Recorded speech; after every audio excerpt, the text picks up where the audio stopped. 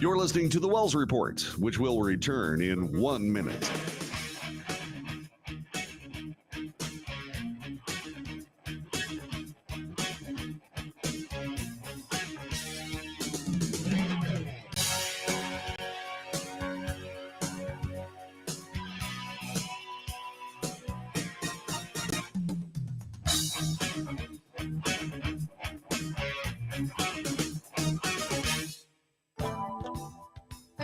The Wells Report returns in 30 seconds.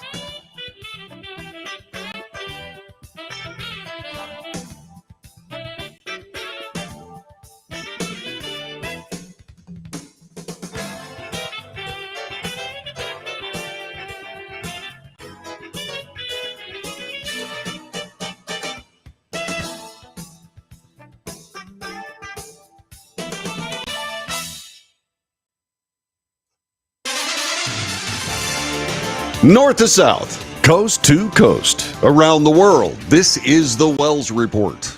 Hi, I'm John David Wells. On this broadcast, we report the news honestly and fairly. We analyze the news for fact and bias. We point out both. And boy, is there plenty in today's news. We also make commentary. Commentary is not news, not on this broadcast. Commentary is opinion, both yours and mine, and so we debate. News, analysis, commentary, and debate. This is the Wells Report. So Elon Musk got together with Donald Trump yesterday on X. It was supposed to happen at 8 o'clock. And just before it started, people started playing games with what is called a denial of service attack. More about that coming up in just a couple of moments. But what's fascinating, I try to get myself all tangled up in my microphone stand. What's fascinating to me about this is the biased, bordering on cynical reporting on this entire story, this entire idea. And it is so hypocritical. It's mouth-watering to a weird and odd degree that I would say that and use that term. Let's just move on with the story. A local television station came up with this report on the denial of service attack, and it's reasonably good. Check this out as we get our show started this morning. Live interview with Elon Musk, supposed to start at 8 p.m. Eastern tonight, but as tens of thousands of people joined in on that live event, many received error messages. They were simply not able to even log on and listen to that interview. And nearly 20 minutes in, Musk responded on X, his site, blaming the technical glitch on a cyber attack. Here's what he posted. The conversation finally kicking off about 40 minutes later. Musk first asking the former president about last month's assassination attempt. Former President Donald Trump announcing he will, in fact, return to Butler, Pennsylvania, that site, come October. The Secret Service guys, there were bullets flying right over my head. You could hear them go whizzing. And these guys came jumping on top of me, and a young lady, Kate, would jump. They moved so fast. And let me tell you, that took tremendous courage. Now, there was a lack of coordination. There was, obviously everybody understands that that building should have been covered. Now, this isn't the first rocky rollout to be featured on X. Florida Governor Ron DeSantis used that very platform last year, May 2023, to officially announce his presidential bid. It was marred by several technical glitches. Yeah, it was. And this one looks like it's more calculated than anything else. But the mainstream media left out of this kind of event were very, very quick to cynically start barking about it as if it was totally inconsequential. And this is how CBS News looked at it, and just check out the rampant, almost ascetic bile being thrown by this reporter. Former President Donald Trump made his return to X last night during a highly promoted conversation between him and billionaire Elon Musk.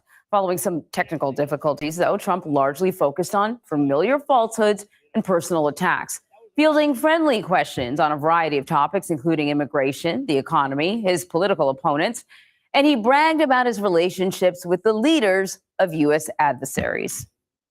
Elon, I know every one It's of a them, big and I know deal. them well. I know Putin. Yeah. I know President Xi. I know Kim Jong-un of North Korea. I know every one of them. Trump's Twitter account, you may recall, was suspended shortly after the January 6th riots at the Capitol. But Musk reinstated it last year when he took over the platform. Well, in response to the live stream, the Harris campaign said in a statement that Trump's entire campaign is in service of people like Elon Musk and himself, self-obsessed rich guys who will sell out the middle class and who cannot run a live stream in the year 2024. Yeah, you see, it was all just one of those things. I mean, these old white guys. Okay, she didn't say white. She said rich guys. But the actual reporter, you know, you could hear the eye rolling in her inflections, and that's not the way you do this. Okay, this was a good interview. It was more a conversation than interview, but there were interview parts of it. I thought that Mr. Musk and Mr. Trump acquitted themselves very well. And when you listen to all these pundits on network television, all these news people saying, "My God, it was so lame. Can't even run a live stream." Okay, well, the first thing I have to tell you about that is that at least somebody's talking. At least all you network guys, you may have been cut out of this particular interview or this particular conversation. But what have you gotten from Kamala Harris? The answer is nothing. And something is better than nothing, even if there were technical glitches. The other aspect of this is the CBS News reporter saying, same old lies, falsehoods. What are they? What are the lies and what are the falsehoods? I want to know about that. I want to know whether or not those lies and falsehoods are going to be covered with the same kind of relish and enthusiasm as the lies and falsehoods told by Tim Walz, the running mate of Kamala Harris, as he chooses to run for VP. I want to know whether or not those lies are going to get covered. I want to know exactly what lies they're talking about that Donald Trump said, because I guarantee you that at least 3/4 of these supposed lies are differences of opinion, not outright lies. We have seen outright lying, especially on CBS and every other major network. Oh, no. President Biden is as sharp as a tack. My God, he runs circles around people half his age. No, he doesn't. When you live in a glass house, you got to stop throwing those lying rocks. You just need to let them lie there, pardon the pun. I'm telling you. This is going to get worse instead of better. The closer we get to Election Day, the more shrill, the more cynical, the more ridiculous this reporting is going to get, except on this broadcast. I will call it out because it has to be called out, because you need facts. You don't need this propagandist, opinion-throwing garbage tossed at your feet, hopefully trying to incite you to do something different. All it does is annoy people. It doesn't inform. Okay, what was the actual conversation about? It wasn't about glitches. It wasn't about streaming. It wasn't about two rich guys. It was about policy. And I got to tell you, the Harris campaign coming back with this are missing the boat here. They are absolutely missing the boat. This from Fox News. Vice President Kamala Harris presidential campaign blasting former President Trump's interview with billionaire Elon Musk, saying Trump's campaign is in service of self-obsessed rich guys who will sell out the middle class. You mean like the Biden administration sold out the middle class by spiking 9% inflation thanks to a ruination of American energy production? That kind of sellout? Pushed prices real high? What else went with those prices? Taxes. Taxes went up with the prices. Remember, tax is a percentage of the selling price. That was a tax hike on the middle class. Nobody reports it except me, because I guess nobody went to an economics class in high school. It's unbelievable. It's absolutely unbelievable. But the Harris campaign saying, yeah, two self-obsessed rich guys who will sell out the middle class. Trump joined Musk on X Spaces, a live video chat featured on X, the social media platform formerly known as Twitter, for an interview, though it had a shaky start because of a technical difficulty. Well, that was a calculated cyber attack, a denial of service attack. And why did that happen? Well, because people don't want to hear what Donald Trump has to say. And moreover, they don't want you to hear what Donald Trump has to say.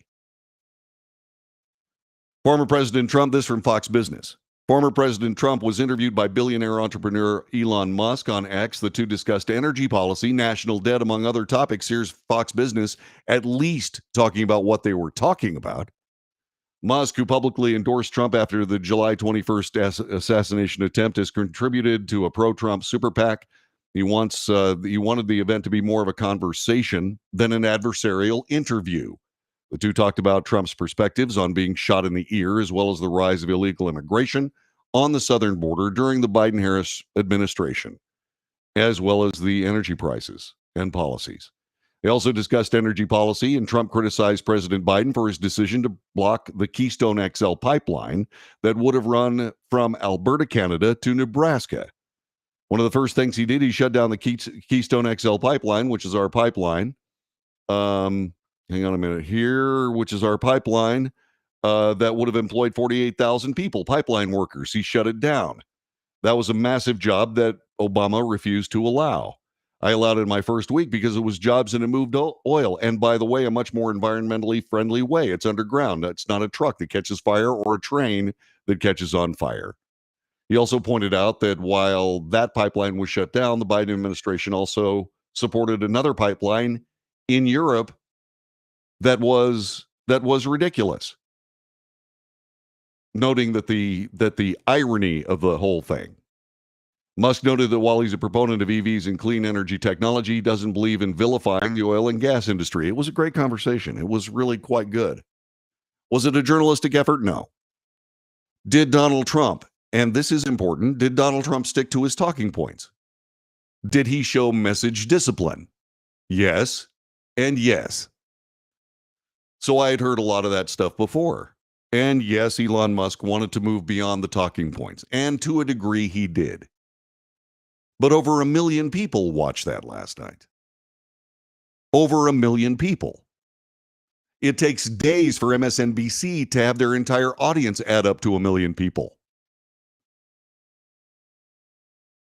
In other words, what's happening is that people are turning away from mainstream media garbage, and there's a good reason for it, and it should happen.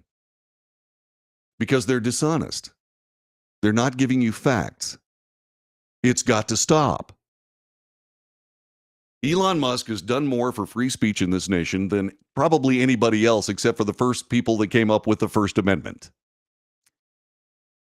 And especially, I mean, you go to X right now, and everybody was saying when Musk took over Twitter that it was going to become a right-wing echo chamber.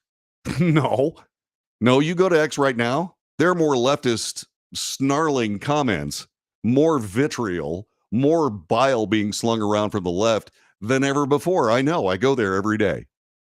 I just ask questions. I ask questions that don't get answered. And okay, it's not fair of me because I know what questions to ask. Real questions. Like, for example, it's not making fun of this denial of service attack on X. It's where did it come from? Somebody said, I guess it was Elon Musk even said, who would want to shut down this conversation? And I said the same people that vilified his character, that sabotaged his presidential campaign, and tried to kill him. Those are the people that don't want him speaking. Moreover, they don't want him being heard. That is something you have to take away from all of this. You have to take away the fact that this man is being censored in front of our eyes. And if it wasn't for the fact that X, the computer industry surrounding X, was able to defeat that attack, we very likely wouldn't have heard from President Trump last night. Neither would 1 million people. outrageous. This is the Wells Report.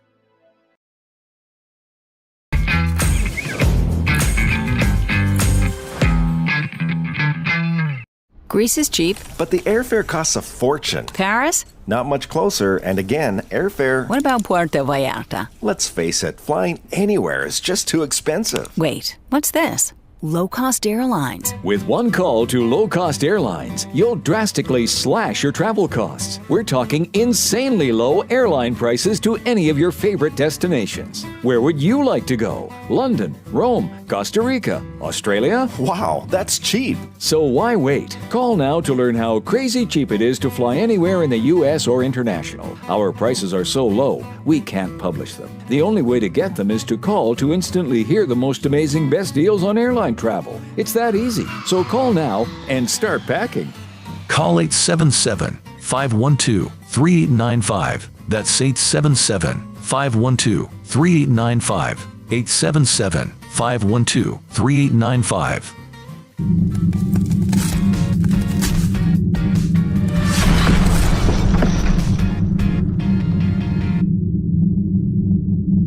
Attention timeshare owners. This is an urgent consumer alert from the Timeshare Exit Hotline, a national company specializing in helping consumers legally get out of their expensive timeshare contracts. We're offering you a way to legally get rid of your timeshare. So if you're fed up with the maintenance fees that keep on coming and want to learn if you can terminate your timeshare legally and permanently, call today. Even if you've tried before and were unsuccessful in getting rid of your timeshare, call today and see if we can help. We offer a complete 100% unconditional client satisfaction guarantee. Make this completely free call and learn how we can help you legally put an end to your timeshare nightmare once and for all. You have nothing to lose, so call right now to qualify and receive a free consultation.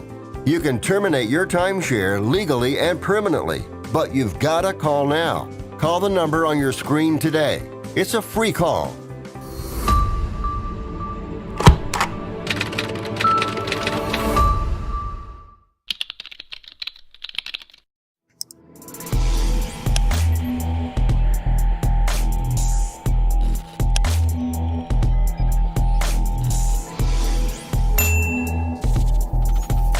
Nobody wants to get ripped off, broken into, or robbed, but nobody wants to pay a lot of money to have their home protected either. I've got an offer to tell you about to provide home security for your home for less than $1 a day. For real, with no installation or equipment charges. And this is from a company rated #1 by a leading consumer research company. According to the facts, most of you won't even call unless there's a burglary in your neighborhood or something bad happened. So let's give you a reason. Save money. For less than $1 a day with no other costs, you can get your home secured. Plus, get a lifetime equipment replacement warranty. You need protection for your home. Call the Home Security Hotline right now. Get your home secured for less than $1 a day, and every caller today immediately qualifies for free installation. Call now. Call 877-275-0973. 877-275-0973. That's 877-275-0973.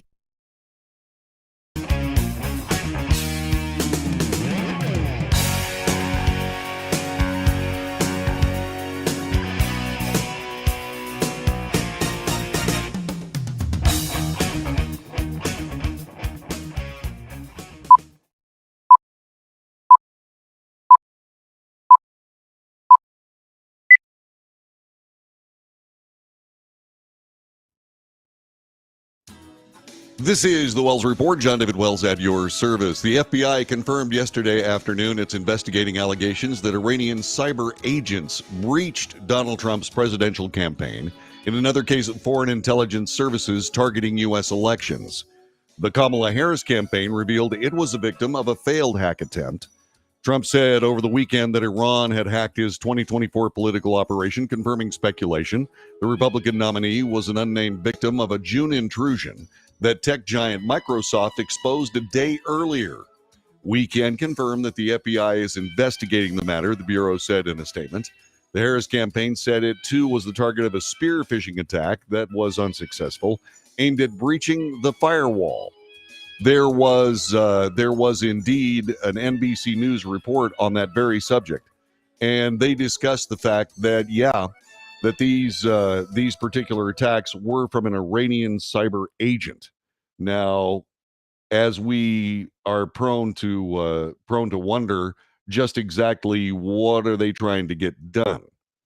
From what we understand, the Trump campaign announced that the information that was actually gotten by the Iranian hackers was political information, and not just political, but publicly available information.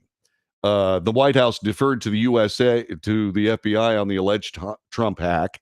This administration strongly condemns any foreign government or entity who attempts to interfere in our electoral process and seeks to undermine confidence in our democratic institutions. Trump said in a social media post the hackers had only snagged publicly available information, but news of the infiltration was quickly followed by the revelation at least 2 news organizations had received what appeared to be a document examining Senator J.D. Vance vulnerabilities ahead of his mid-July selection as Trump's running mate, material potentially damaging to the GOP ticket in a neck-and-neck campaign. Quote, any media or news outlet reprinting documents or internal communications are doing the bidding of America's enemies and doing exactly what they want, said Trump. And by the way, this happened during all the Trump campaigns, all of these things, including the 2016 campaign. I don't know whether you remember or not, but it was, what was that? The Internet Resource Agency or something along that line. It was a Russian hacking operation that put out all kinds of damaging information, not just damaging information against Donald Trump, but also Hillary Clinton. And I was in a position where my journalism training kicked in and I said, okay, I've gotten all these scurrilous reports on Donald Trump, scurrilous reports on Hillary Clinton, and I have a policy. The policy is that I don't report something unless I have 2 sources, independent sources, not a reprint from another organization. I'm talking about 2 completely different sources. And I was chasing around that information, trying to figure out whether it was real or not so that I could report it or not. I mean, I literally would sweat trying to find these reports because these reports were convincing. And if true, certainly important to the public discourse, which is what this show's all about. These kinds of things, these kind of attacks, this willingness to break in and send authentic information or create information out of whole cloth or in a propagandist way using some particular amount of fact, then embellishing it with other stuff that was supposedly sourced to somebody in a government office somewhere, which is what the Internet Research Agency did. Oh man, this kind of stuff can drive you crazy. And when I got finished with the 2016 presidential campaign and the reporting on it, I had to take a vacation because it was just unbelievable. So once again, good thing is that there are firewalls in place. Some of them are actual computer firewalls, some of them are ethical. But at least you're going to be able to get reasonable information. And if it's not reasonable, if it's not real, it won't be here. But if it is, it will. This is the Wells Report. Thanks very much for being on this broadcast with me today. And what I want you to do is stick around because we're going to be back in just a couple of moments with more of today's news on the Wells Report.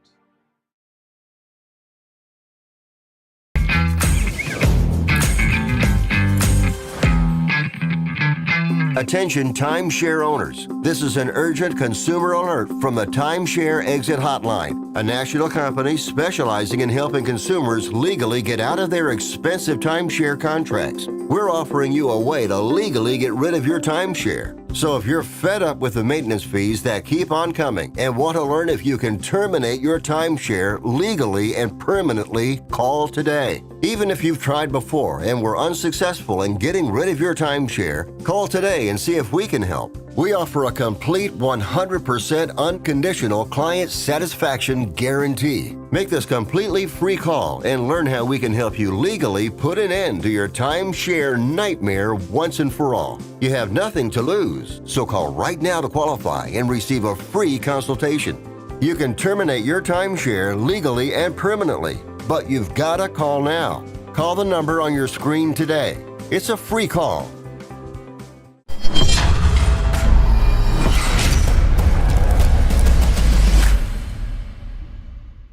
Greece is cheap. But the airfare costs a fortune. Paris? Not much closer, and again, airfare... What about Puerto Vallarta? Let's face it, flying anywhere is just too expensive. Wait, what's this? Low-cost airlines. With one call to low-cost airlines, you'll drastically slash your travel costs. We're talking insanely low airline prices to any of your favorite destinations. Where would you like to go? London, Rome, Costa Rica, Australia? Wow, that's cheap. So why wait? Call now to learn how crazy cheap it is to fly anywhere in the U.S. or international. Our prices are so low, we can't publish them. The only way to get them is to call to instantly hear the most amazing best deals on airline travel. It's that easy. So call now and start packing. Call 877-512-3895. That's 877-512-3895. 877-512-3895.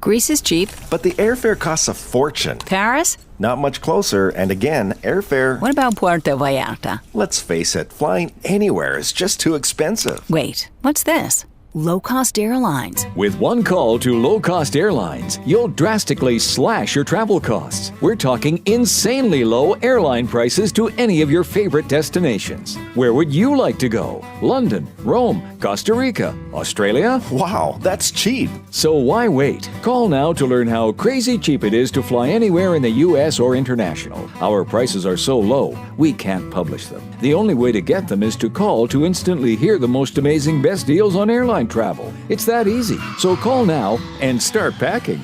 Call 877-512-3895. That's 877-512-3895. 877-512-3895.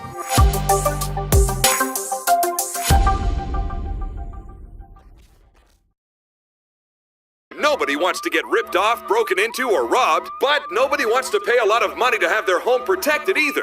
I've got an offer to tell you about to provide home security for your home for less than $1 a day. For real, with no installation or equipment charges. And this is from a company rated #1 by a leading consumer research company. According to the facts, most of you won't even call unless there's a burglary in your neighborhood or something bad happened. So let's give you a reason. Save money.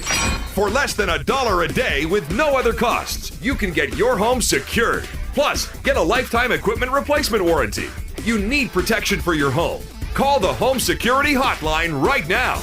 Get your home secured for less than $1 a day, and every caller today immediately qualifies for free installation. Call now. Call 877-275-0973. 877-275-0973. That's 877-275-0973.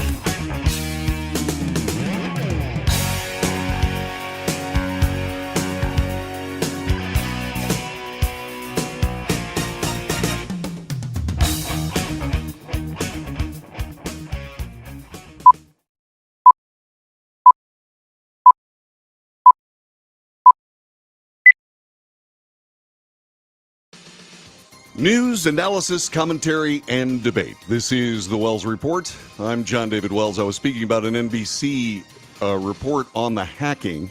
I want to bring that to you here on the Wells Report. So let's take a look at this. This was from yesterday, and it is a very good report that talks about the FBI getting involved in some hacking of both presidential campaigns here on the Wells Report. Some breaking news here at home with the FBI just confirming to NBC News in a new statement that it is investigating claims by the Trump campaign that it was hacked by Iranians. Ken Dilanian is joining us now. And Ken, this is new information because up to this point, it was not clear if or how the FBI was involved after the Trump campaign, came out over the weekend and said that it had been hacked. Walk us through what we know. That is correct, Hallie. And the FBI says they are conducting a criminal investigation. That's a formal procedure under FBI policies, and it gives them access to compel turning over certain documents, for example. But I'm told the Trump campaign and Microsoft, which runs their systems, are cooperating with this investigation. And remember, Donald Trump said in a Truth Social post that the campaign had been hacked by Iran directly. Now, Microsoft said in a post on Friday that an Iranian-linked group had attempted to target a senior campaign official without identifying the Trump campaign. So there was a little bit of ambiguity about exactly what was going on here. But remember that Politico and other news organizations said over the weekend that they had been approached by an anonymous person offering what looked like internal documents from the Trump campaign, including a 271-page dossier of opposition research on vice presidential nominee J.D. Vance that contained some unflattering characterizations. And so it's looking more and more like this may have been a state-sponsored hack on the Trump campaign, which would make it the second in American history after the Russian-sponsored hack in 2016 of the Democrats. And it's going to put news organizations in a real dilemma about if offered this material that's newsworthy, what to do with it. The Trump campaign is already saying you shouldn't use it. You're playing into the hands of a foreign adversary. But of course, in 2016, Donald Trump welcomed with open arms the leaked material that was hacked by Russian intelligence and leaked through WikiLeaks, embraced it, used it in his campaign, and was roundly criticized in a bipartisan Senate Intelligence Committee report for what they described as a counterintelligence nightmare. That was then, this is now, but it's something we're going to be confronting probably in every election going forward, Hallie. Yeah, that's absolutely true. And by the way, you need to keep in mind that CNN, when I was talking about chasing down some of these stories from the Internet Research Agency, that CNN got hammered with that. CBS got hammered with that. And I believe NBC did as well, because they ran with some of those stories that I set aside because I couldn't source them. I went all over the world trying to find sourcing for that, for a second source on much of that information. And then I was stuck with the dilemma of, okay, these are apparently newsworthy, but I can't confirm them. Should I report them anyway? All these big news organizations are reporting them.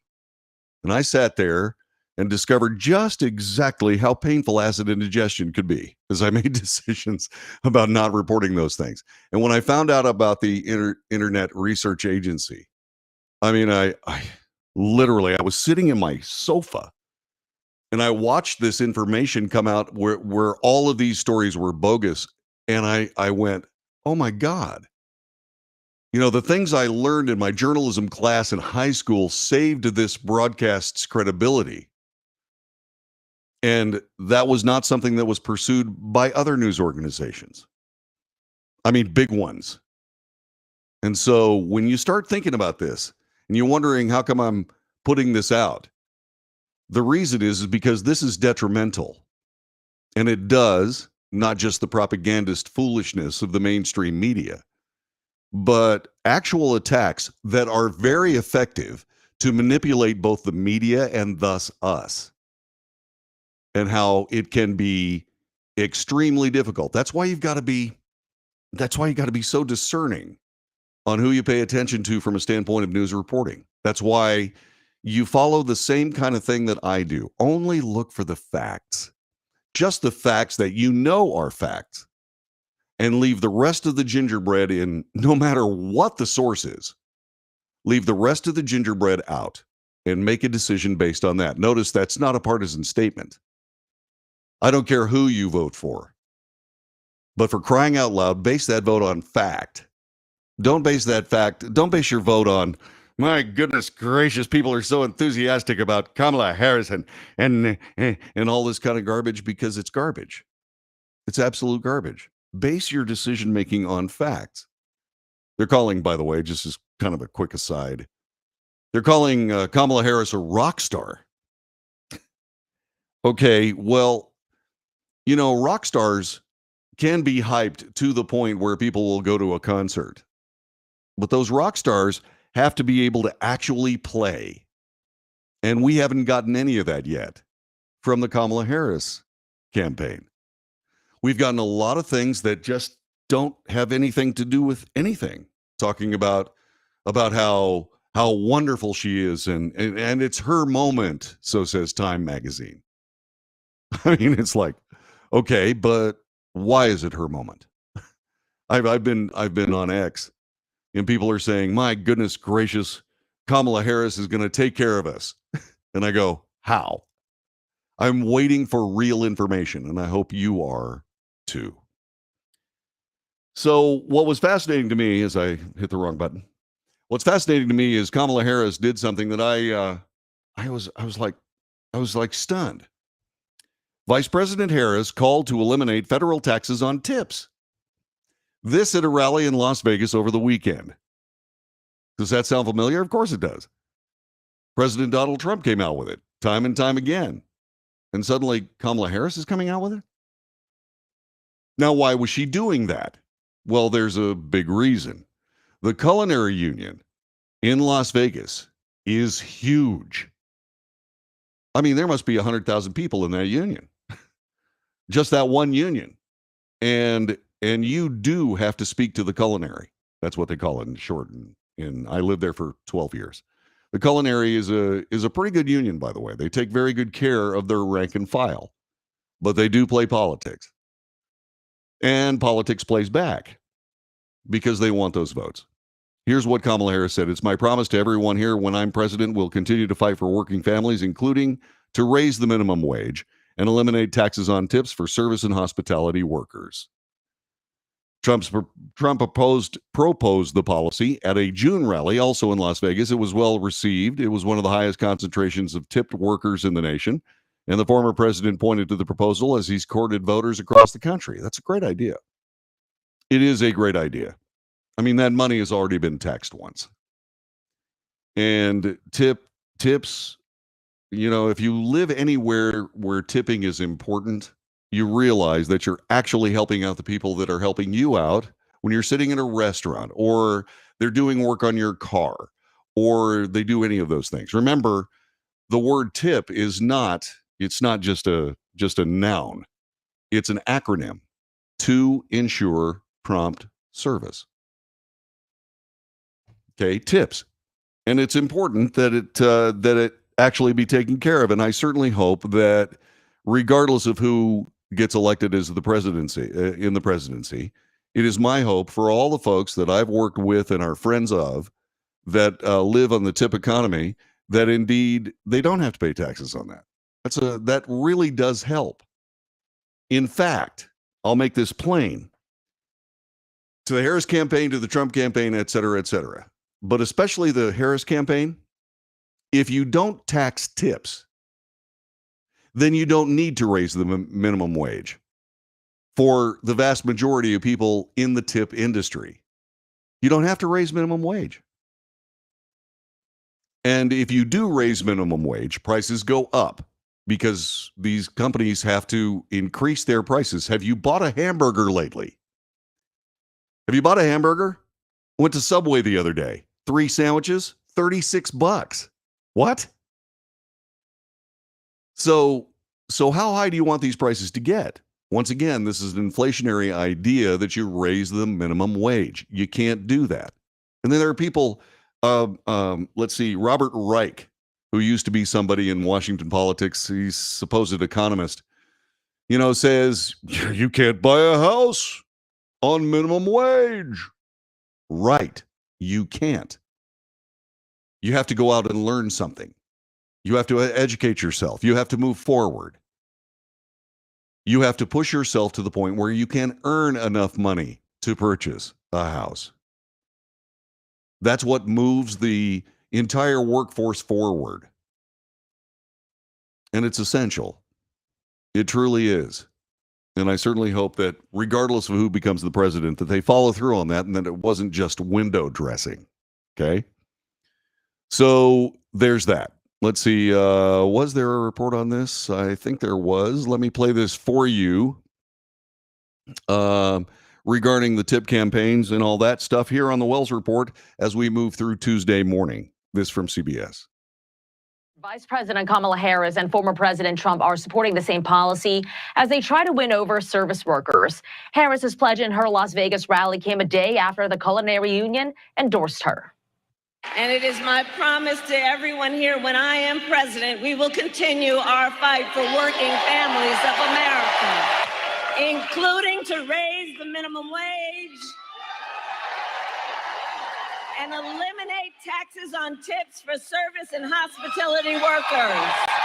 Former President Trump quickly released a barrage of attacks on Truth Social, saying Kamala has no imagination whatsoever, as shown by the fact that she played copycat with no taxes on tips. On another post, he writes in part, how long will it be before Kamala Harris comes out with another Trump policy? Trump supports ending taxes on tips, even though the idea has gotten mixed reactions from Republicans. This is the first time I've said this, and for those hotel workers and people that get tips, you're going to be very happy, because when I get to office, we are going to not charge taxes on tips, people making tips.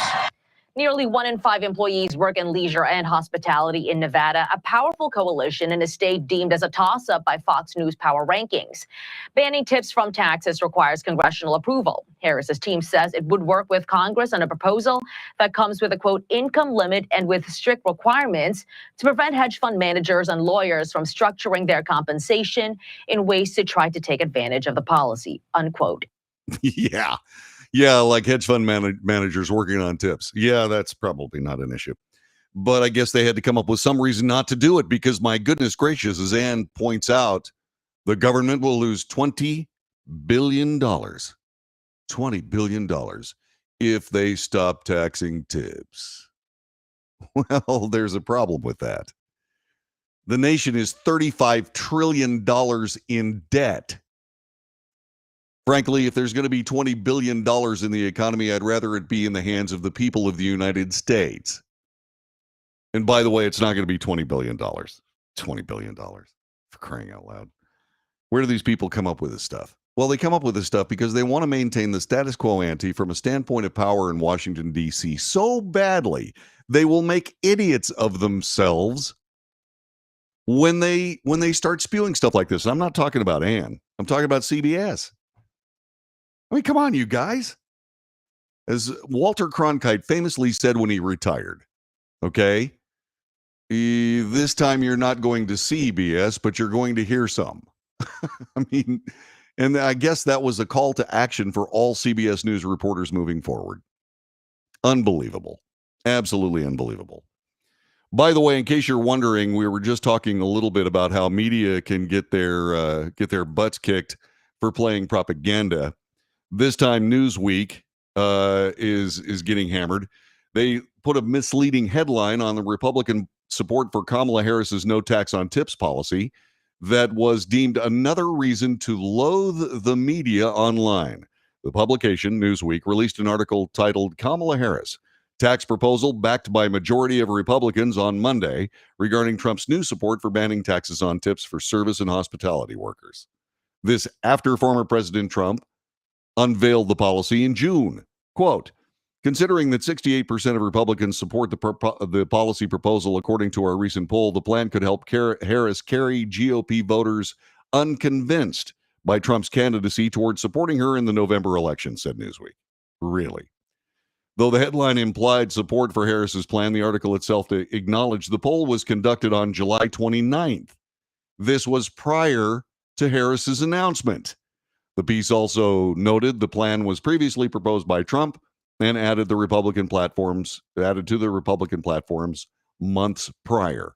Quote, the majority of Americans support plans to end federal taxes on tips given to the service industry workers, according to an exclusive poll for Newsweek, which shows why Kamala Harris embraced the policy plan first announced by her opponent, Donald Trump. The headline, however, garnered the most attention, with ex-users accusing the population of trying to turn a Trump policy into a win for Harris. The Spectator, Matthew Foldy, wrote, well, that's because it's Donald Trump's tax proposal. Iowa State Representative Carter Nordman agreed. That's because it's literally at real Donald Trump's tax proposal, and on and on and on. Once again, these are media sources, formerly trusted media sources, that are no longer trustable. They are no longer trustworthy. So, consumer beware, caveat emptor. When you're watching the news Are you watching the news or are you watching a campaign ad? You've got to ask yourself that. This is the Wells Report, back with more coming up in just a couple of moments for this Tuesday. This is the 13th day of August, year of our Lord, 2024.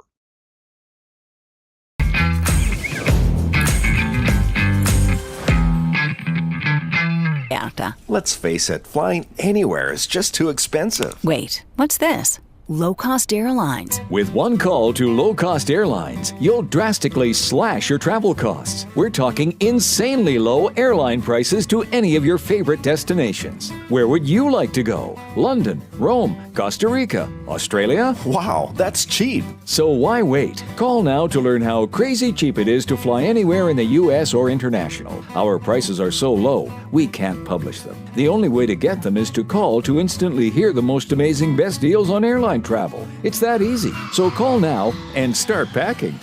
Call 877-512-3895. That's 877-512-3895.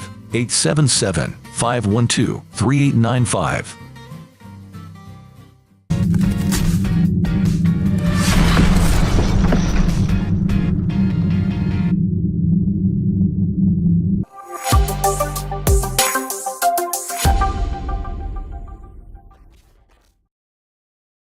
Consumers legally get out of their expensive timeshare contracts. We're offering you a way to legally get rid of your timeshare. So if you're fed up with the maintenance fees that keep on coming and want to learn if you can terminate your timeshare legally and permanently, call today. Even if you've tried before and were unsuccessful in getting rid of your timeshare, call today and see if we can help. We offer a complete 100% unconditional client satisfaction guarantee. Make this completely free call and learn how we can help you legally put an end to your timeshare nightmare once and for all. You have nothing to lose, so call right now to qualify and receive a free consultation.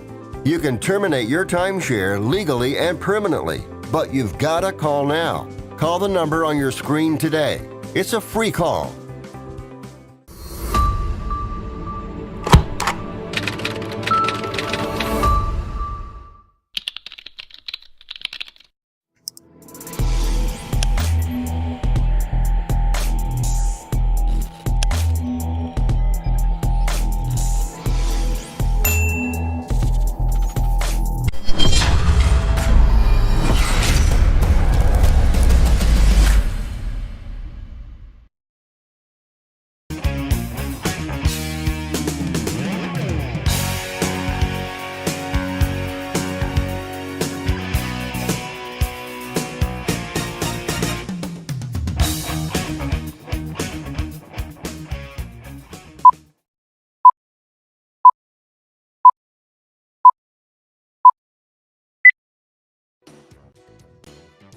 This is the Wells Report. My name is John David Wells. While we're on this subject of misleading information coming out of the Harris campaign, and by the way, there's misleading information coming out of the Trump campaign. Just keep things fair. A sheriff in Tulare County in California is really not happy with Kamala Harris because he appeared in one of her campaign ads and immediately reached out to Fox News to say, hey, you guys, that is not my opinion. I do not support Kamala Harris, et cetera, et cetera. And he had some good reasons why. Take a look at this from Fox and Friends. So Kamala Harris trying to flip the script on her border record. And one sheriff that is in that ad is outraged as she uses his image to do so. Tulare County, California Sheriff Mike Boudreaux joins us now. So, Sheriff, when you saw that ad and that she was representing you as an endorsement, what was your reaction? Well, I can tell you here in California, we're ready for someone that's going to support law enforcement. Kamala Harris and law enforcement in California, we're very familiar with her and how she has done over the course of years as a senator and as a prosecutor and as the attorney general. And I can tell you that this ad is deceiving, to say the least. I remember this particular case where we did a drug cartel or a drug trafficking organization where we worked with DEA. And the issue is that in this particular situation, she showed up for a soundbite. She didn't shake anyone's hands, and she quickly left the briefing room. So for me in law enforcement to see my face and image along with my law enforcement counterparts being represented as standing alongside Kamala Harris was truly disheartening. We do not support Kamala Harris. She has a history of not supporting law enforcement. And I just wanted to come out and say that for me in Tulare County, the sheriff of Tulare County, looking out for victims, looking for someone who's going to support criminal justice and law enforcement, that is best represented by Donald Trump. Yeah, and he was very serious about it. He was in this campaign ad, and the implied endorsement really annoyed him, and I can see why it would. But I want to ask some questions here, especially people who support Kamala Harris. Are you getting anything true out of that campaign? Are you getting anything true? We know you're not getting anything substantive. What we're seeing, called by Van Jones from CNN, is a masterclass on politics by Kamala Harris. And the thing about that is that masterclass on politics is not moving the ball forward from a national standpoint. She's making really good political moves by avoiding the press, by not talking about what she really thinks, by ignoring her past and all that video and all the things that she has said regarding all these issues that have suddenly flip-flopped. Are you getting anything real? If so, what is it? Give me one real thing that you've gotten from Kamala Harris's campaign. 817-379-2172. 817-379-2172. One real thing.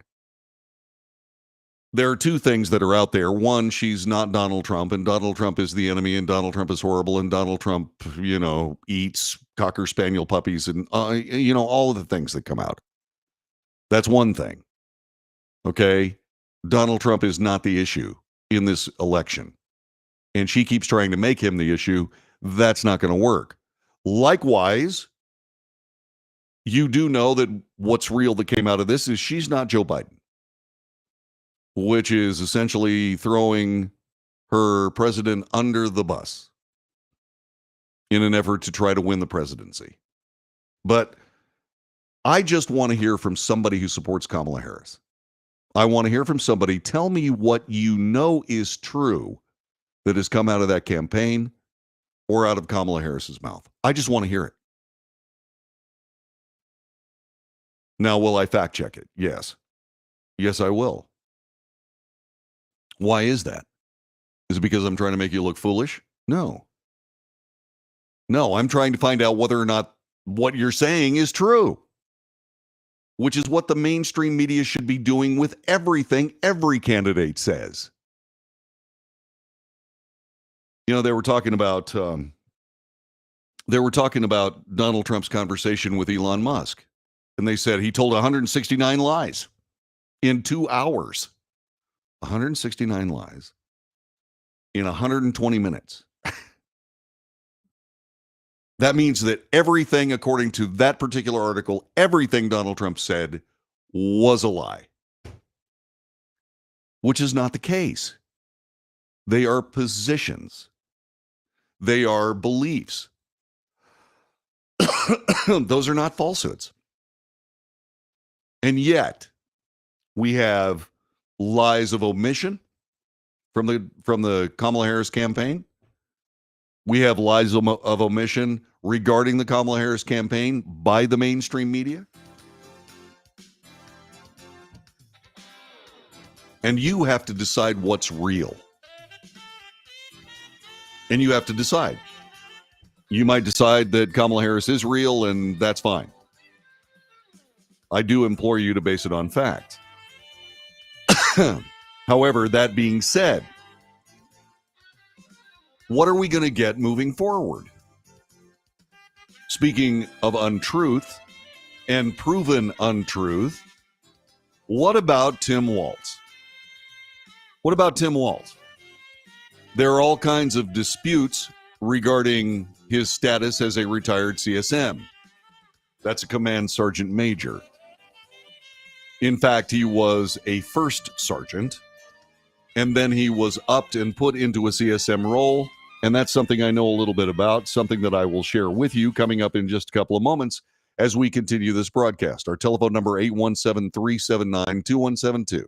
817-379-2172. Join us on the Wells Report. Tell us what you think. Tell us what you know. Back in a moment.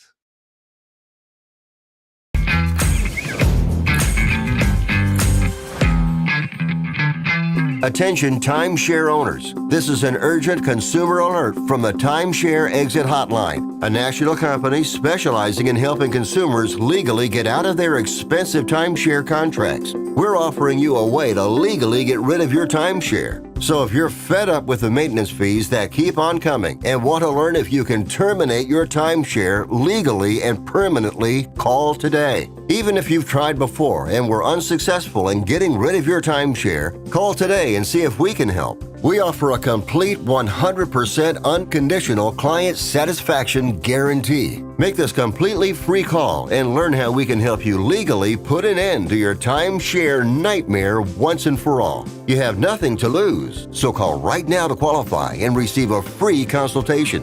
You can terminate your timeshare legally and permanently, but you've got to call now. Call the number on your screen today. It's a free call.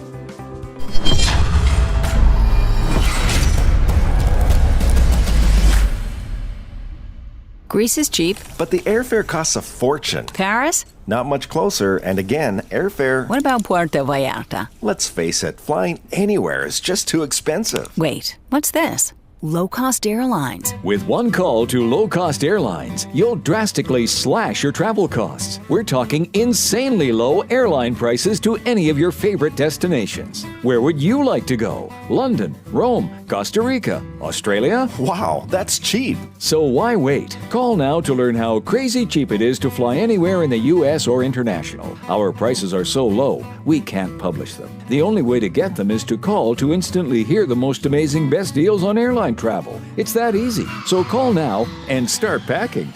Call 877-512-3895. That's 877-512-3895. 877-512-3895.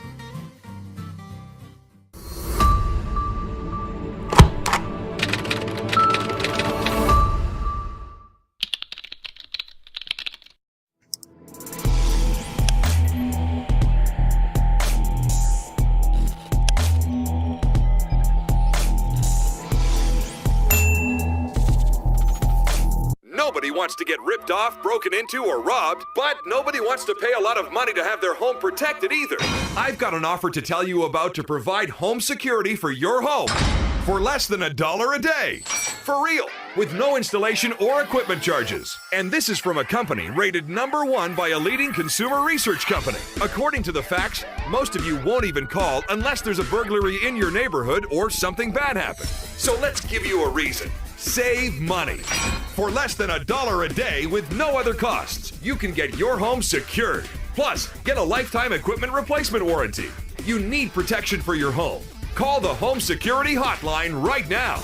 Get your home secured for less than $1 a day, and every caller today immediately qualifies for free installation. Call now. Call 877-275-0973. 877-275-0973. That's 877-275-0973.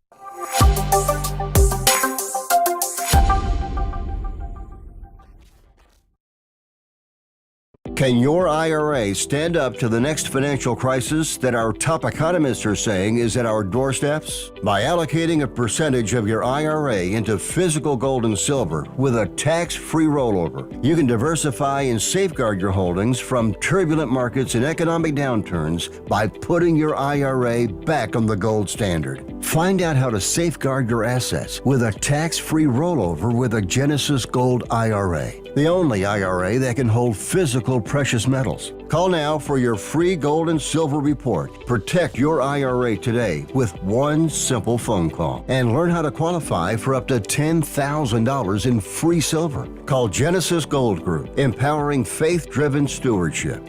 Call 877-655-6870. That's 877-655-6870. 877-655-6870.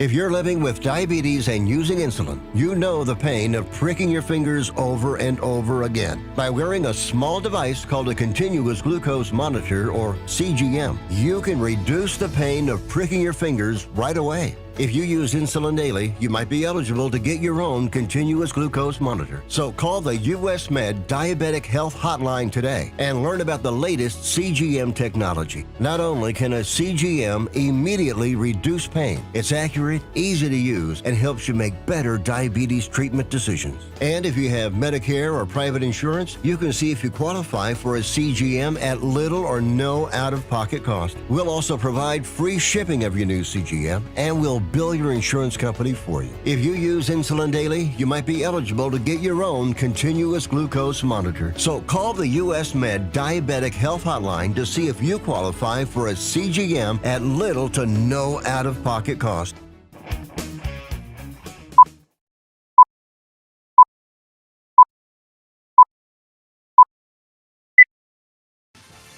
North to south, coast to coast, around the world. This is the Wells Report. On this broadcast, we report the news honestly and fairly. We analyze the news for fact and bias, and we point out both. We de-propagandize the mainstream media. Make no mistake, we do make commentary, but commentary is opinion. It's not news. We differentiate between opinion and news on this broadcast. Share your opinions, whatever they are. I'm interested. I want to hear from you. 817-379-2172. But remember, we're just sharing opinions. We're not arguing. We can debate, but respectfully. News, analysis, commentary, and debate. This is the Wells Report. We're asking what's true in the Kamala Harris, Tim Walz campaign. We're asking what's true. If you know something that's true, please share it. 817-379-2172. 817-379-2172. Join us on the Wells Report. Let's see here. Okay. So we do have somebody who is a Democrat. Mugwump 2024 claim, I think we have the worst inflation we've had in 100 years, bacon costing 4 to 5 times more than it did a few years ago. Verdict, this is false. Inflation peaked at 9.1% under President Biden, the highest in 41 years, not 100. The price of bacon is up 17% since Trump left office, not 4 or 5 times. Okay, I'm just going to leave that there. But thanks, Mug. I appreciate it. See, it can happen. It can happen. We'll chase that down. We'll find out. But grocery prices are higher. But that doesn't mean that it's true that bacon is 4 or 5 times as much as it was before. Now, it may have been at one time, so is that a lie? Once again, that's up to you to decide. Tim Walz, as we try to find out what's true coming out of the Kamala Harris, Tim Walz campaign. A former battalion commander of Tim Walz National Guard unit is the latest to attack the vice presidential nominee for what is being called stolen valor. This from yesterday in the New York Post. He said that it was an affront for him to claim the title that he did not earn, and this commander accused him of running when service got too tough. Lieutenant Colonel John Kolb, who was in the Minnesota National Guard, joined the attacks after Vice President Kamala Harris admitted her running mate misspoke about retiring as a command sergeant major. He did not misspeak. He did not misspeak. He lied. He retired as a first sergeant, master sergeant. It's a lateral rank. And that offended me, not because of the situation that I'm in, which I'll share with you coming up in a little bit, but it offended me based on my close personal relationship with one of the best senior NCOs I have ever met. His name is Bob Moore. Bob Moore gave his life to the United States Air Force. And he rose all the way to Command Chief Master Sergeant, which is the equivalent of a Command Sergeant Major. He did all the work. In fact, during the Kosovo War, he went to Kosovo and fixed every F-16, no matter which country owned them, fixed every F-16 in the entire theater inventory. He was a part of a team that did that. That was something that I don't know whether he was decorated for. I'm sure he got an air medal for it, but he should have been decorated. He was a command chief master sergeant. But when he retired, he had not been a command chief master sergeant long enough to retire as that rank. So he retired as a senior chief master sergeant. And I can tell you that he has been in it, not just there, but in Vietnam and every other incursion since. The man is a star. He's a guy that wears that rank, should be wearing Command Chief Master Sergeant, but knows that he didn't cross all the T's or dot all the I's. The only thing that he didn't do was spend enough time in the rank to retire at that rank. On a personal note, as you know, I serve in the Texas State Guard. Nothing I say about the Texas State Guard should be construed as any official policy, nor because the Texas State Guard is a part of the Texas Military Department, just like the Texas Air National Guard and just like the Texas National Guard, that anything I say has anything to do with their policies. This is just personal information. The guys who wear that rank, that have that assignment as a command sergeant major, are the very best of the best. They have worked so hard, and they have been so good, and they have touched so many lives in so many ways, bringing new NCOs up, training, teaching, mentoring, that they are truly, you know, it's small g, but these guys are gods. They literally walk through the room and change what's in there because they can, because they should, because they know how.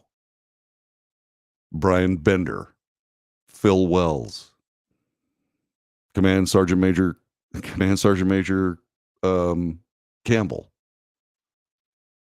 Just some of the guys that have changed me, helped me, mentored me. And they know better than this.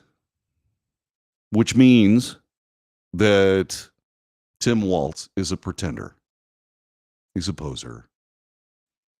And he besmirches the hard work that those men and women did to rise to that rank. And it's disgusting. This Lieutenant Colonel John Kolb that I'm talking about is standing up for his CSMs, his Command Chief Master Sergeants. He's standing up for the office, and he should. Lieutenant Colonel Kolb said that Waltz not only retired early, broke his enlistment contract, he failed to complete the Sergeant's Major Academy, did not successfully complete any assignment as a Sergeant Major. He also went on to say, I do not regret that Tim Waltz retired early from the Minnesota Army National Guard, did not complete his Sergeant Major Academy, broke his enlistment contract, or did not successfully complete any assignment as a Sergeant Major. Unwittingly, he got out of the way for better NCO leadership. He was infuriated by Waltz sitting frocked in the Command Sergeant Major chair. He did not earn the rank or successfully complete any assignment as an E9. I can sit in the cockpit of an airplane. That does not make me a pilot, said Lieutenant Colonel Kolb. Similarly, when the demands of service and leadership at the highest level got real, he chose another path. Kolb shared his views in a post with Thomas Behrens, the guardsman who replaced Waltz when he suddenly quit and has since been extremely vociferous in his criticism of Tim Walz, calling him a coward and a traitor. He drew a clear contrast. The Lieutenant Colonel Kolb drew a true contrast, or a clear contrast, between Walz and the man who replaced him, saying Barron's, quote, sacrifice to answer the call earned the privilege of being called a command sergeant major. For those people that don't know, I just can't tell you how hard it is to wear that rank, how hard you have to work, how much you must do to be able to just own that rank.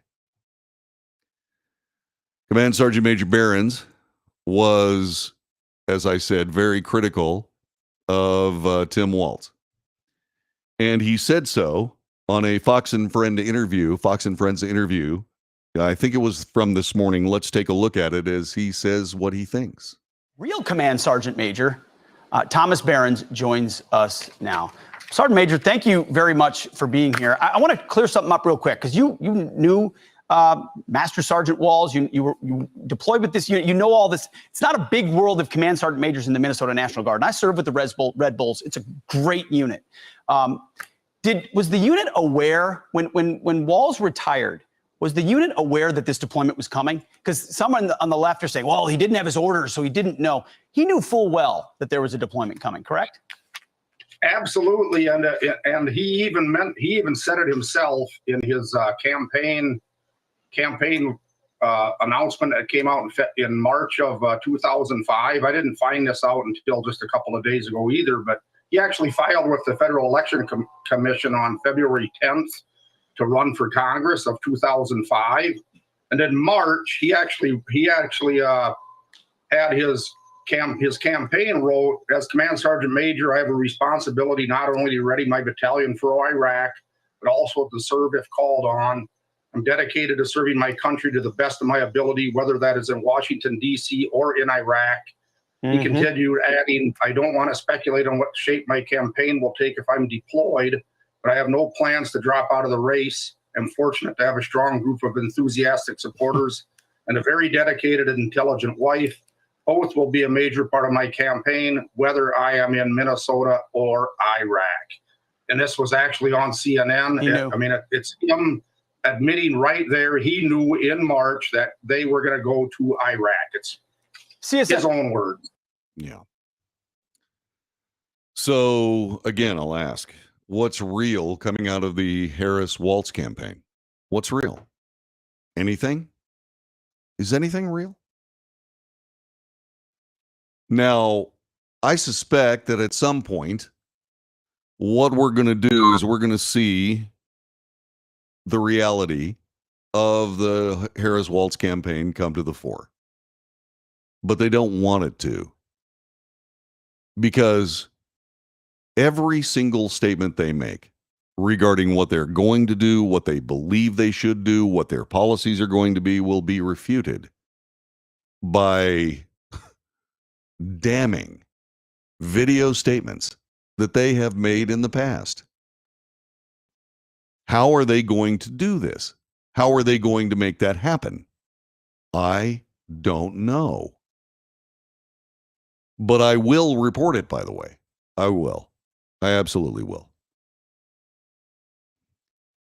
So, and I'm talking about the realities. I just want to know what those policies are.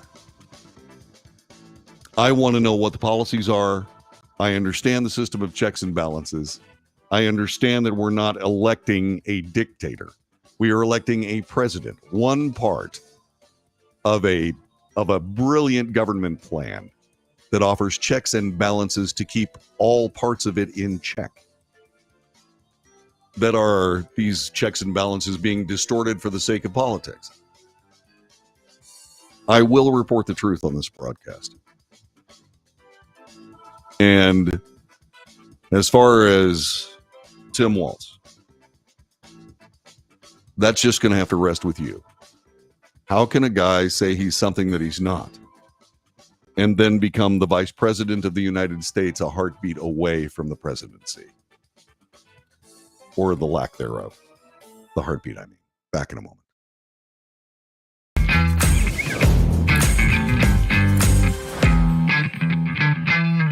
Greece is cheap. But the airfare costs a fortune. Paris? Not much closer, and again, airfare... What about Puerto Vallarta? Let's face it, flying anywhere is just too expensive. Wait, what's this? Low-cost airlines. With one call to low-cost airlines, you'll drastically slash your travel costs. We're talking insanely low airline prices to any of your favorite destinations. Where would you like to go? London, Rome, Costa Rica, Australia? Wow, that's cheap. So why wait? Call now to learn how crazy cheap it is to fly anywhere in the U.S. or international. Our prices are so low, we can't publish them. The only way to get them is to call to instantly hear the most amazing best deals on airline travel. It's that easy. So call now and start packing. Call 877-512-3895. That's 877-512-3895. 877-512-3895.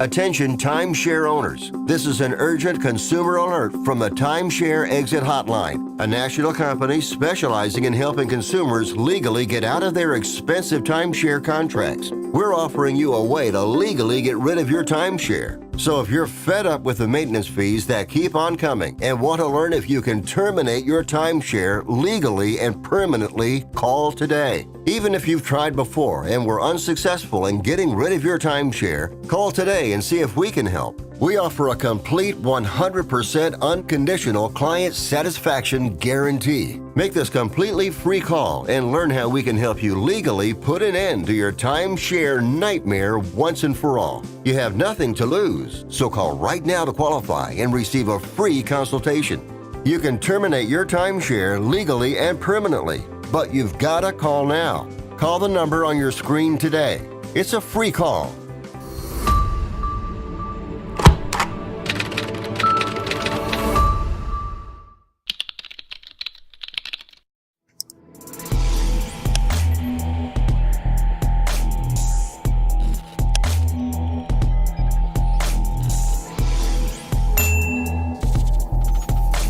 Nobody wants to get ripped off, broken into, or robbed, but nobody wants to pay a lot of money to have their home protected either. I've got an offer to tell you about to provide home security for your home for less than $1 a day. For real, with no installation or equipment charges. And this is from a company rated #1 by a leading consumer research company. According to the facts, most of you won't even call unless there's a burglary in your neighborhood or something bad happened. So let's give you a reason. Save money. For less than $1 a day with no other costs, you can get your home secured. Plus, get a lifetime equipment replacement warranty. You need protection for your home. Call the Home Security Hotline right now. Get your home secured for less than $1 a day, and every caller today immediately qualifies for free installation. Call now. Call 877-275-0973. 877-275-0973. That's 877-275-0973.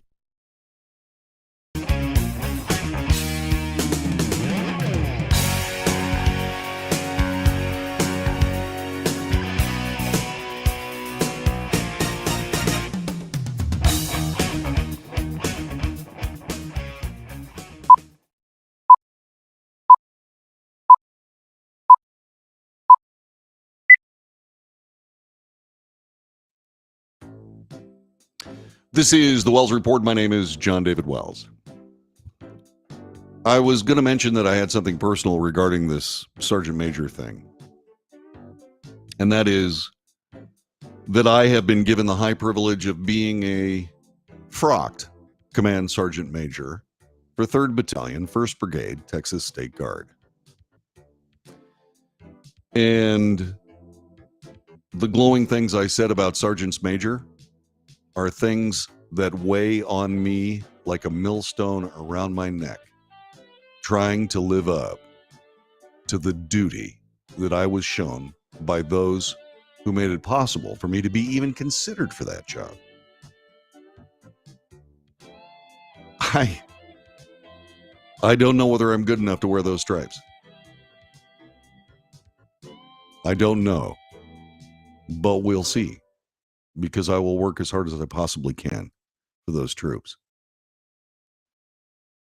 And I think that the biggest heartache that I have as an acting command sergeant major for my troops is the fact that because of my day job, my brand new day job, I could not deploy with them on Hurricane Beryl. And I sat here gritting my teeth because I should have been down south helping those people. But then again, I also had to keep in mind, okay, what about my job here? I mean, there are things having to do with reserve units that are different. We share our troops with their employers. Certainly, everybody in my battalion said, don't worry about it, JD. I mean, you've done enough, but have I? The point of the matter is that if you're a command sergeant major, there are things you have to set aside. We in the Texas State Guard do not enjoy the same job protections as National Guard troops or Air National Guard troops. And that's just fine. That's just fine. It's a different job that requires different protections. But all I can say is this, is that my heart aches because I missed that mission. And I don't know whether or not that same weight weighs on Tim Waltz because of the fact that he didn't, for whatever reason, decide to finish his contract or what have you. It would make you think that he doesn't care one way or another, that he is a political sociopath. And do we need more of those or less of those? Speaking of political sociopaths, 4 primaries are underway, and one of them involves Representative Ilhan Omar. She's from Minnesota. She is facing voters today. Will she be able to survive her primary challenger, Don Samuels? Don't know. She barely beat him last time. Would that be another member of the squad sent packing? I put this on X. I said, I sure hope so. I sure hope so. Not because I'm trying to besmirch the voters of Minnesota. They get to elect who they want.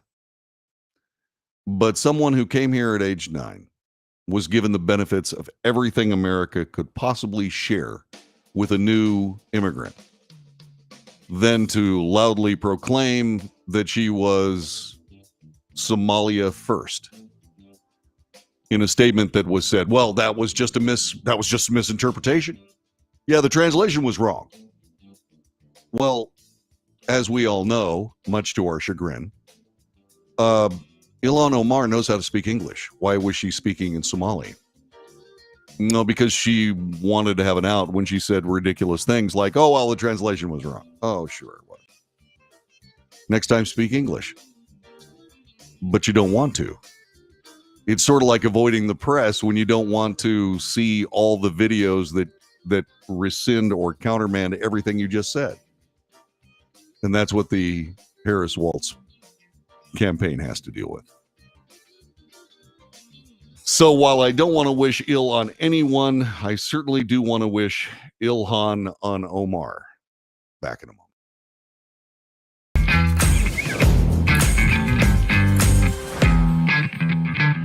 Attention timeshare owners. This is an urgent consumer alert from the Timeshare Exit Hotline, a national company specializing in helping consumers legally get out of their expensive timeshare contracts. We're offering you a way to legally get rid of your timeshare. So if you're fed up with the maintenance fees that keep on coming and want to learn if you can terminate your timeshare legally and permanently, call today. Even if you've tried before and were unsuccessful in getting rid of your timeshare, call today and see if we can help. We offer a complete 100% unconditional client satisfaction guarantee. Make this completely free call and learn how we can help you legally put an end to your timeshare nightmare once and for all. You have nothing to lose, so call right now to qualify and receive a free consultation. You can terminate your timeshare legally and permanently, but you've got to call now. Call the number on your screen today. It's a free call.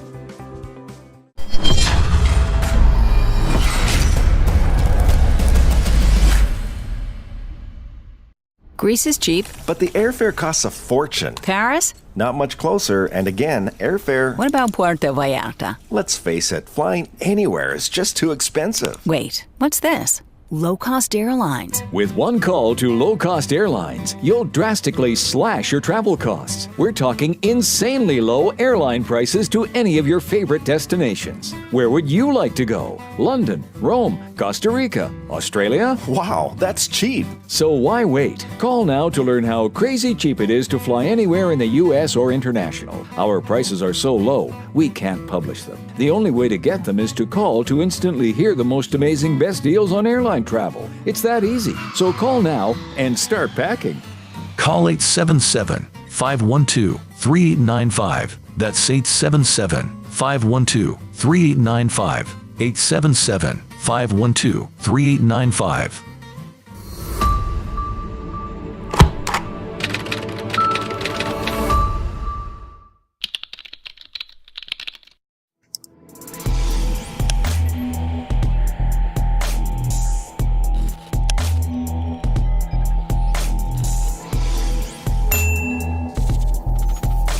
Greece is cheap. But the airfare costs a fortune. Paris? Not much closer, and again, airfare... What about Puerto Vallarta? Let's face it, flying anywhere is just too expensive. Wait, what's this? Low-cost airlines. With one call to low-cost airlines, you'll drastically slash your travel costs. We're talking insanely low airline prices to any of your favorite destinations. Where would you like to go? London, Rome, Costa Rica, Australia? Wow, that's cheap. So why wait? Call now to learn how crazy cheap it is to fly anywhere in the U.S. or international. Our prices are so low, we can't publish them. The only way to get them is to call to instantly hear the most amazing best deals on airline travel. It's that easy. So call now and start packing.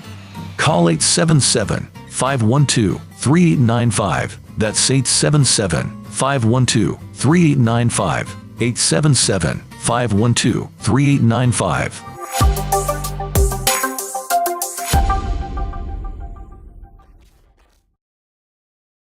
Nobody wants to get ripped off, broken into, or robbed, but nobody wants to pay a lot of money to have their home protected either. I've got an offer to tell you about to provide home security for your home for less than $1 a day. For real, with no installation or equipment charges. And this is from a company rated #1 by a leading consumer research company. According to the facts, most of you won't even call unless there's a burglary in your neighborhood or something bad happened. So let's give you a reason. Save money. For less than $1 a day with no other costs, you can get your home secured. Plus, get a lifetime equipment replacement warranty. You need protection for your home. Call the Home Security Hotline right now. Get your home secured for less than $1 a day, and every caller today immediately qualifies for free installation. Call now. Call 877-275-0973. 877-275-0973. That's 877-275-0973.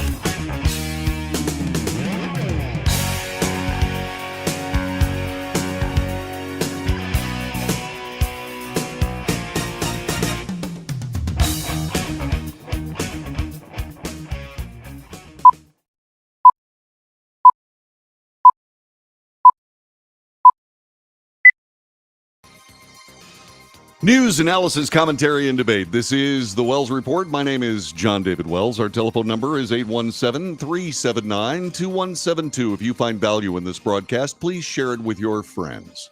Subscribe to it. Ask your friends to subscribe. Hit the notification button so you know we're on. Things are a little bit fluid in my life these days. I was talking about how we in the Texas State Guard, and by the way, nothing I say on the Texas State Guard has anything to do with official policy or the Texas Military Department. Nothing I say has anything to do with official policy. I say that every single time because I want you to be sure of it. This is just me. But not only do we share our troops with their employers, you have to share this broadcast with my employer.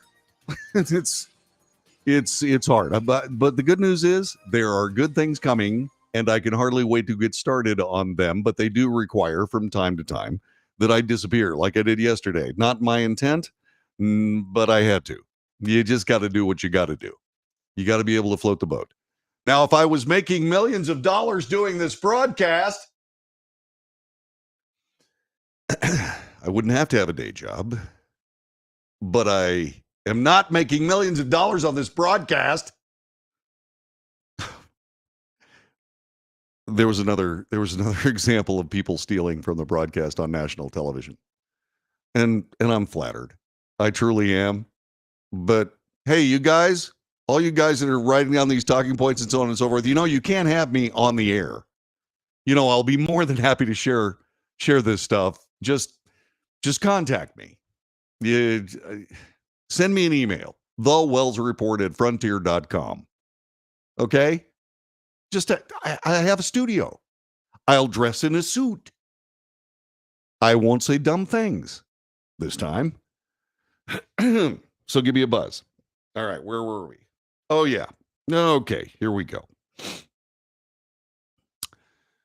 Ukrainians are tough. I know my wife is half Polish and half Ukrainian. Believe me, the Kosar family is comprised of tough people. In fact, they are stiff-necked thistleheads. It's true. And that was proven the other day when Ukrainians invaded Russia. They've been fighting a defensive war. They've been working very, very hard to try to keep Russia out of their country. And they have had success, and they've had failures, and so on. But, as brilliantly written in today's New York Times by Andrew Kramer, this is great, by the way. They decided what they were going to do was they were going to invade Russia, and they did it. Listen to this. All that remained of a Russian border post was a tableau of destruction. Sheet metal flapped in the wind. Customs declarations fluttered about. Stray dogs roamed under a road-spanning sign that said, Russia. Kicking up dust, Ukrainian armored vehicles rumbled past, unimpeded. The flow of men and weaponry carried on in the biggest foreign incursion into Russia since World War II. An offensive now nearing the end of its first week since the breach of the border in Sunza and several other sites. At the crossing point, a Ukrainian soldier posted on the roadside waved at forces passing by days after Russia's head of the general staff declared that the attack had been rebuffed. Oops. At the border, the detritus of a losing battle and signs of soldiers caught by surprise were scattered about. Bullet cartridges tinkled underfoot. Discarded body armor lay on the asphalt. Taking the fight to the Russian soil was a weighty moment for Ukraine in its war with Russia, coming 2.5 years after Russia launched a full-scale invasion, and 10 years after Russia intervened militarily to seize territory and support separatist client states in eastern Ukraine. Within the first month of the war, Ukraine did strike back with a cross-border helicopter assault and has regularly bombarded Russian oil refineries and airfields with a fleet of homemade drones, sinking a couple of ships, in fact. Two smaller, earlier forays into Russia by Russian exile troops backed by the Ukrainian army ended in quick retreats. But until last week, Ukrainian forces had not counterattacked into Russia. Ukrainian troops sliced easily through the thinly defended border, pushing tens of miles into Russia and shifting the narrative of the war after a glum year, which Ukraine has struggled, often in vain, to hold back Russian advances across its eastern front. By yesterday, Ukraine's commanding general had told President Volodymyr Zelensky that his troops held 390 square miles of territory in Russia's southeastern Kursk region, the scene of an amazing battle in the Second World War. 24 settlements were overrun. I'm happy to be riding a tank into Russia. It's better than them driving tanks into our country, said one Ukrainian soldier who was interviewed by the New York Times while squatting atop a tank parked along a supply route for the fighting.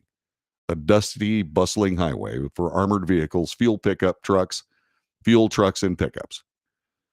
Not all the fighting has gone Ukraine's way. Along the road, flatbeds also hauled damaged American-made MaxPro armored vehicles in the opposite direction. Near the road, several houses had been leveled by Russian aerial bombs, a testament to the ferocious air attacks that have been Russia's response so far. Where the road passed a high open plain, plumes of smoke rose from all directions. Risk abounds for Ukraine. The offensive is headed to force Russia to divert troops from a grinding fight in the eastern region of Donbass in Ukraine, which has not happened so far, and to gain leverage for peace talks, although none are scheduled. Whether Ukraine can hold Russian land long enough for these strategic goals to be met remains an open question. President Vladimir Putin has vowed the attack would not soften his negotiating stance. And even as Russia tried to respond to the incursion, its forces have continued to hit Ukrainian forces in the eastern part of the country, according to officials. But Ukrainian armored columns rumbling into Russia is a remarkable turn in the war. Ukrainian troops breached the border on Tuesday in a surprise attack that began by clearing paths through minefields. Armored vehicles followed, smashing through the thin defenses of young conscript soldiers and border guards. The attack on the border post, visited by the New York Times, a Sunja crossing point, an isolated spot in an expanse of farm fields, left a raw scene of ruin just a few hundred miles south of Moscow. The Times went a few hundred yards into Russian territory. On Monday, a dozen Ukrainian soldiers, their face covered with surgical masks, were grunting and cursing as they pulled dead Russian soldiers from a hall with passport control booths, zipping them into body bags. This is sad. This is, for all intents and purposes, a civil war. These people are brothers, sisters, and they're killing each other. Russia is fighting with at least one hand tied behind their back because of international intervention in the war. A lot of the weapons being used to destroy all Russians in the path of this Ukrainian advance, a lot of those weapons are American. This is a problem. It is clearly provocative. It is baiting the Russian bear. The Red Army, it's not the Red Army anymore, the Russian Army, the Russian Air Force, the Russian military forces could crush Ukraine if they chose to. They could, but they haven't chosen to. And Ukraine, comprised of stiff-necked thistleheads that once they get it in their mind that they're going to do something, they by God do it. They are courting military disaster. And while it is nothing short of inspiring when a much weaker military force takes on a worldwide superpower, it's still something that it needs to be said that Russia could change the war in a blink should they choose to. They are conscripts, young men, old men, fighting this war for Russia. Ukrainians are different. They are putting their first-line troops into the fray. And it shows. As a matter of fact, I think I'll show you this picture. Because as you think about this, you need to realize just exactly what warfare looks like. That is just a small attack.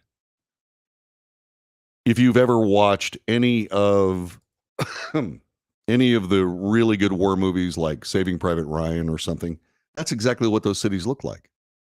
Except they were cities. This is just a border outpost. Blown to pieces. Russian soldiers dead. Ukrainians, too, wounded, in pain. Just like the rest of the entire region. A pain only shared by those people who fight in civil war, where they are, for all intents and purposes, killing their countrymen. It is sad beyond measure. Donald Trump has pointed out that he wants both sides to stop killing each other. He says that he's going to negotiate a peace, which was then cynically called giving Russia everything they want. That's not what's going to happen. The realities will be visited on both sides. Ukraine has Russian territory that Russia must have. They have to have the ports at Odessa and in the Crimean Peninsula. They have to have those. They don't have any other way to get into the Mediterranean and thus the Atlantic. They don't have any way to get to the Middle East should they need to. And Russia is not going to stand for it. But what is the deal? What can Russia give Ukraine to stop this war? What can they do? What is the deal? Clearly, Vladimir Putin, by not committing frontline troops, frontline air force, frontline naval assets, clearly he is trying to limit the amount of damage he does to Ukraine.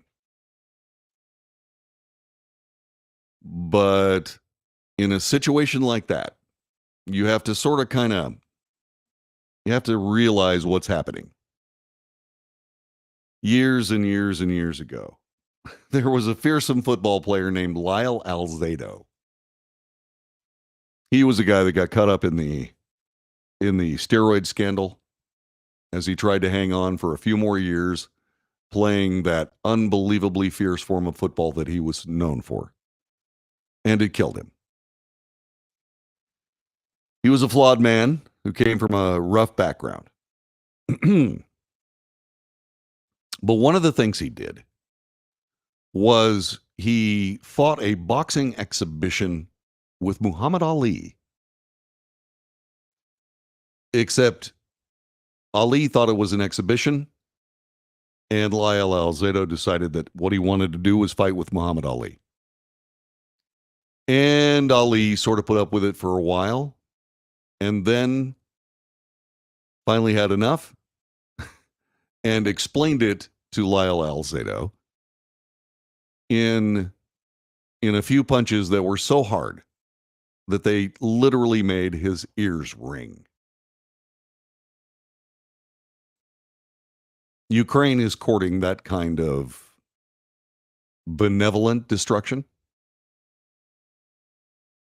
And believe me, sooner or later, Russia is going to remember that a lot of the weapons used to kill Russian soldiers, even though they're conscripts, even though they're old men, they are still Russian soldiers. And those weapons, many of them were made in the United States. He's going to remember that.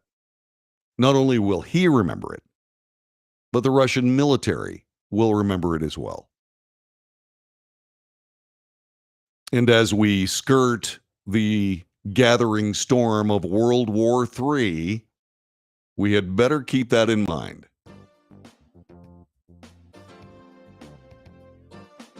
How long will it be before the Russian Air Force is in combat with the Ukrainian Air Force flying American-made F-16s? And just exactly will that mean not just for Ukraine, not just for Russia, but for the entire world?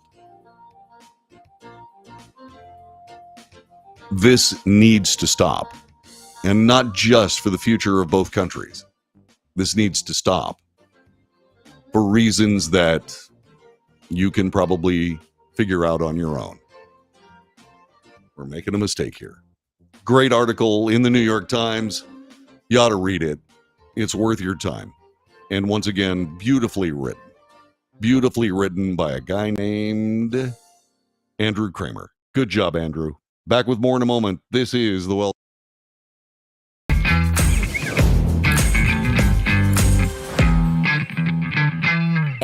Let's face it, flying anywhere is just too expensive. Wait, what's this?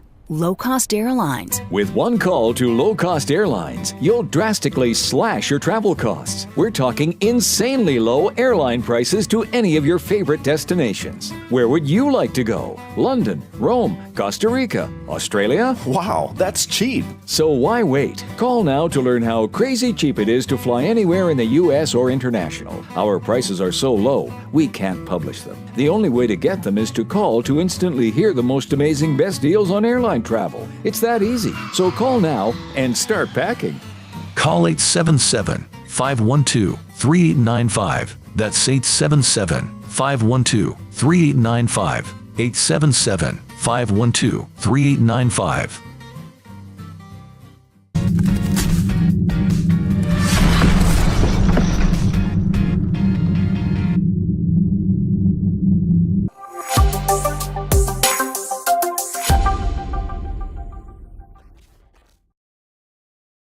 Consumers legally get out of their expensive timeshare contracts. We're offering you a way to legally get rid of your timeshare. So if you're fed up with the maintenance fees that keep on coming and want to learn if you can terminate your timeshare legally and permanently, call today. Even if you've tried before and were unsuccessful in getting rid of your timeshare, call today and see if we can help. We offer a complete 100% unconditional client satisfaction guarantee. Make this completely free call and learn how we can help you legally put an end to your timeshare nightmare once and for all. You have nothing to lose, so call right now to qualify and receive a free consultation. You can terminate your timeshare legally and permanently, but you've got to call now. Call the number on your screen today. It's a free call.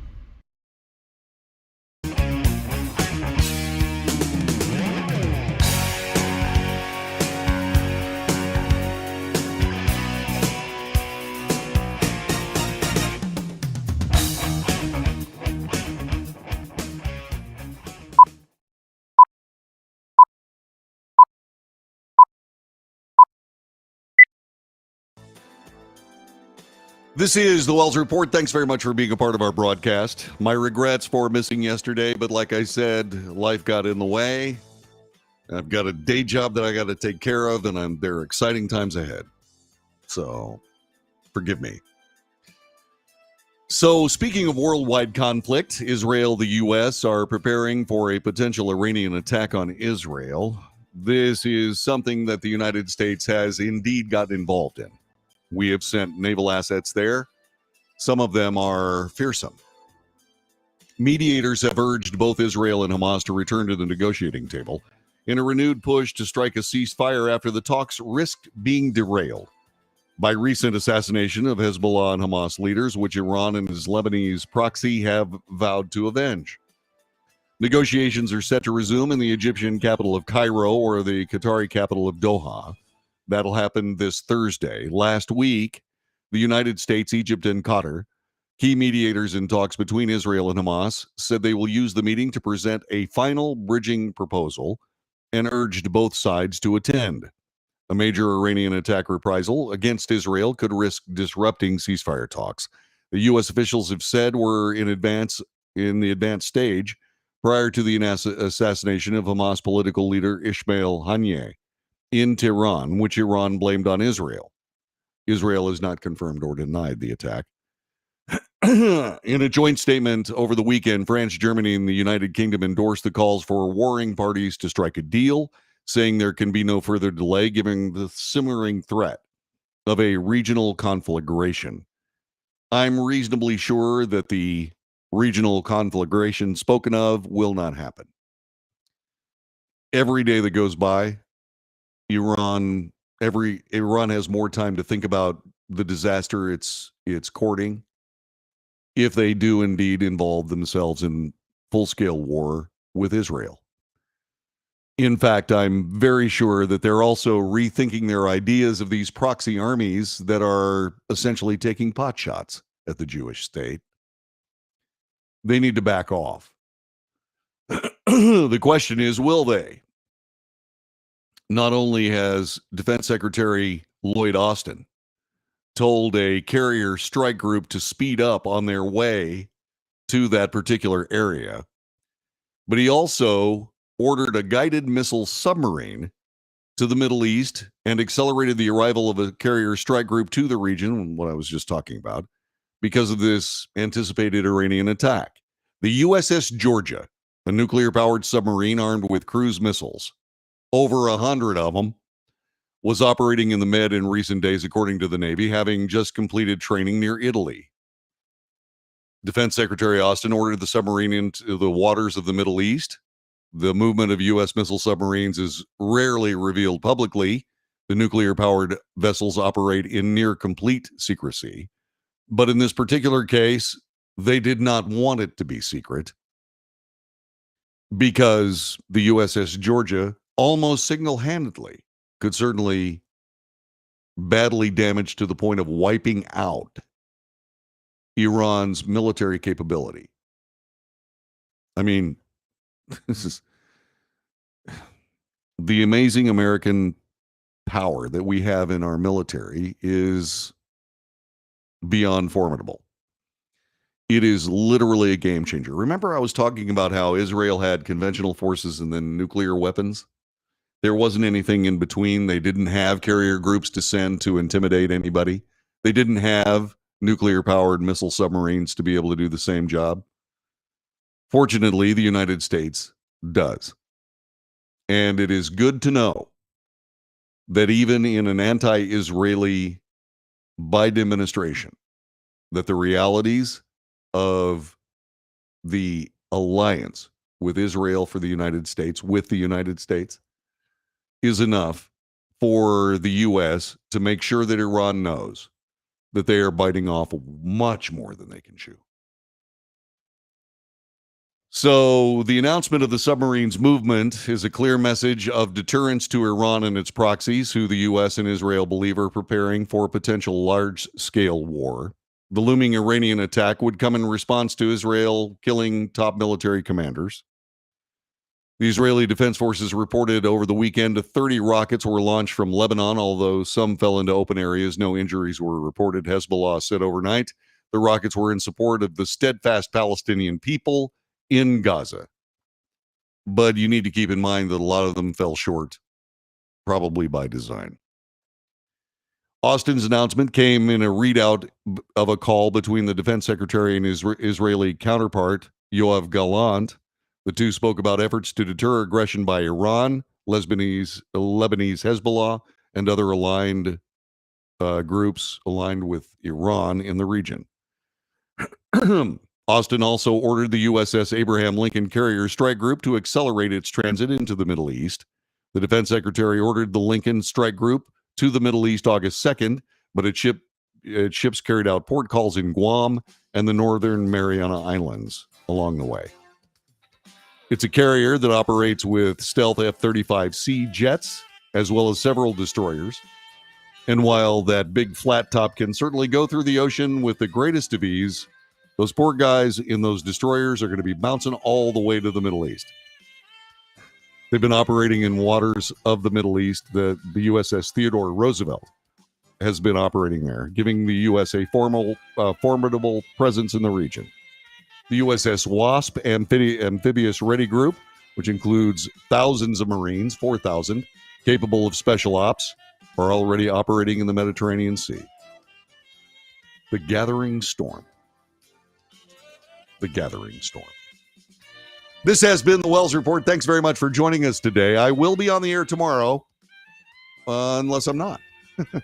I'll let you know via Facebook and the other social platforms. Until tomorrow, God bless you and yours. Take good care, and I'll see you then. Thanks for watching the Wells Report, and I will see you tomorrow, probably.